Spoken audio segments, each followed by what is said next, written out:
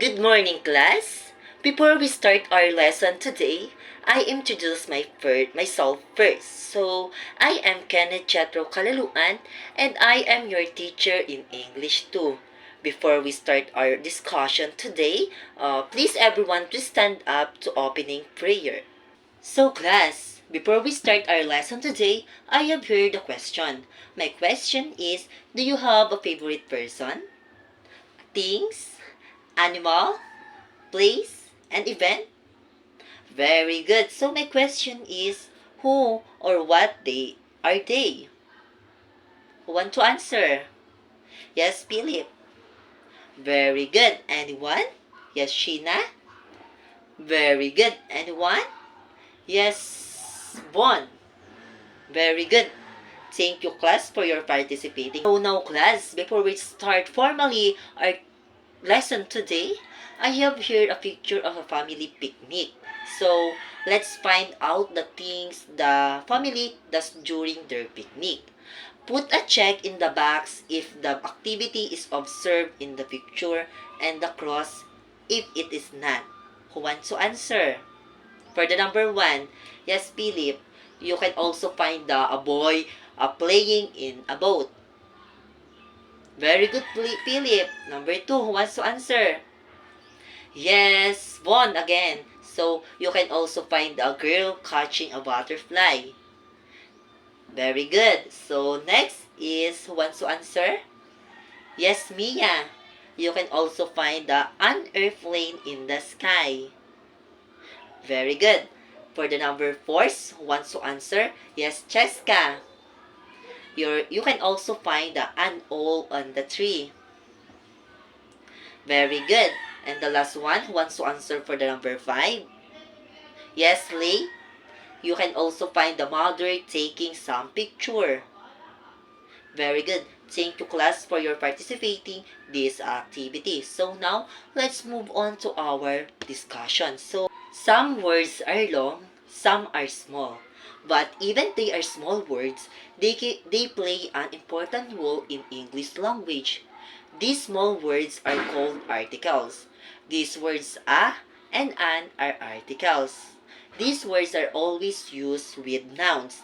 These are special kinds of adjectives and they give information about nouns. So class, later we will talk about the how to use a and an in articles. So ayun na nga class, later we will discuss how it's important role in English language and how can you use a and an in articles. Now class, I have heard the story. You can also do is to listen and understand what I can read the story. Later, I have a question to you class. Understand class? Very good. So, our title of the story is Out for a Picnic. So, one day morning, my family and I went on a picnic. We have lots of packed food to eat. We drove to a beautiful park. We saw a tree near the lake. We chose to stay under the big tree and we sat on the blanket. We saw a boy flying a kite and a girl riding on the bike. We also saw a vendor selling balloons and mother bought me a red balloon. It was a really nice day. We had a wonderful time. Class, you can understand our story? Very good. So my question is for the number one is what did the whole family do one Saturday morning? What did the whole family do one Saturday morning? A. Had a picnic. B. Went to the mall. Who wants to answer? Yes, Philip. Very good. The correct answer is had a picnic. For the number two, what did they bring? What did they bring? A. Clothes. B. Food. Who wants to answer? Yes, Berna. Very good. For the number three, where did they sit on? Where did they sit on? A. On the blanket. B. On the rocks. Who wants to answer? Yes, Monica. Very good. The correct answer is on the blanket. For the number 4 is, what did they see in the sky? What did they see in the sky? A. Kite. B. Plane. Who wants to answer? Yes, Roxanne. Very good. The correct answer is kite. For the last number, who is riding on a bike? Who is riding on a bike? Who wants to answer? Yes, Armel. Very good. The correct answer is a girl. So now, class, I know that you really understand our story today. Now, let's move on to our discussion today. This is a continue before our lesson. So now, you are ready to listen and to learn? So now, let's start our lesson. So now, an article in a small word with a very important job. Articles are very special kinds of adjectives. They give information about nouns.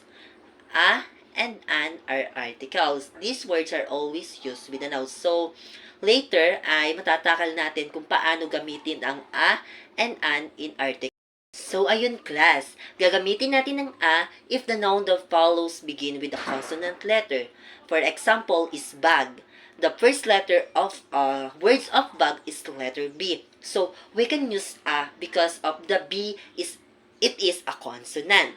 So, next, for example, is pencil. So, the first letter of the words of pencil is P. So, we can use a because of the P is a consonant. So, class, you understand how to use a in a words? Very good. So, now, let's move on to how to use an. So, an, if the noun that follows begin with a vowel letter and it is singular. Vowels are a, e, o, u. So, gagamitin natin ang an if the noun that follow begins with a vowel letter. So, for the example is umbrella. The first letter of the words of umbrella is U.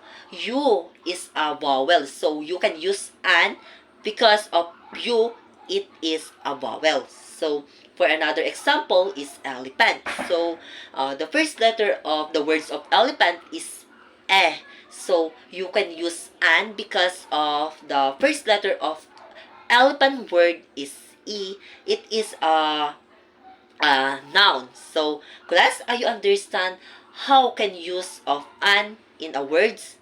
Very good, class.